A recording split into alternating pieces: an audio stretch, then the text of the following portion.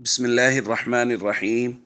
عن ابن عباس رضي الله تعالى عنهما قال قال رسول الله صلى الله تعالى عليه وسلم: البسوا من ثيابكم البياض فإنها من خير ثيابكم. رواہ ابو داود۔ نبی کریم صلی اللہ علیہ وسلم نے ارشاد فرمایا، سفید کپڑے پہنا کرو کیونکہ وہ تمہارا بہترین لباس ہے۔ ایک دوسری روایت میں نبی کریم صلی اللہ علیہ وسلم نے ارشاد فرمایا، البسوا الثياب البیض فإنها اطہر واطیب۔ سفید کپڑے پہنا کرو کیونکہ وہ پاکیزہ اور منزہ لباس ہے۔ سیدہ عائشہ رضی اللہ تعالیٰ عنہ بیان فرماتی ہیں کہ رسول اللہ صلی اللہ علیہ وسلم سے ورقہ ابن نوفل کے بارے میں پوچھا گیا کہ ان کا آخرت میں کیا حال ہوگا، تو نبی کریم صلی اللہ علیہ وسلم نے ان کے بارے میں فرمایا، اریتہ فی المنام وعلیہ ثیاب بیض ولو کان من اہل النار لکان علیہ لباس غیر ذلک، کہ میں نے خواب میں دیکھا ہے کہ ورقہ ابن نوفل کے اوپر سفید رنگ کا لباس تھا۔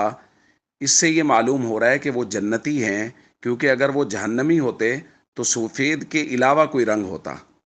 تو اس سے یہ معلوم ہوا کہ سفید لباس اہل جنت کا لباس ہے۔ اسی طرح سفید لباس وہ فرشتوں کا لباس بھی ہے۔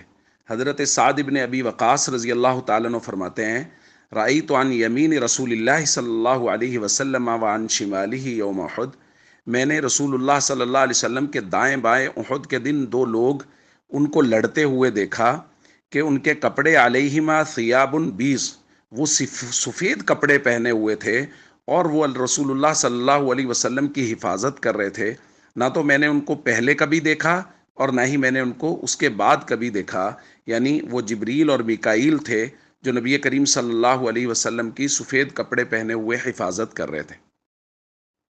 دوستو، ان روایات سے ہمیں یہ بات معلوم ہوئی کہ سفید کپڑے پہننا وہ رسول اللہ صلی اللہ علیہ وسلم کو خود بھی پسند تھا، اور حضور نے امت کو بھی سفید کپڑے پہننے کی تلقین فرمائی ہے۔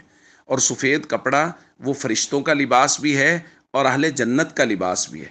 اس لیے ہم سب کو عام دنوں میں بھی سفید کپڑے پہننے کا اہتمام کرنا چاہیے، اور خاص طور پہ محرم الحرام میں بھی سفید کپڑے پہننے کا خاص طور پہ اہتمام کرنا چاہیے۔ والسلام علیکم ورحمۃ اللہ وبرکاتہ۔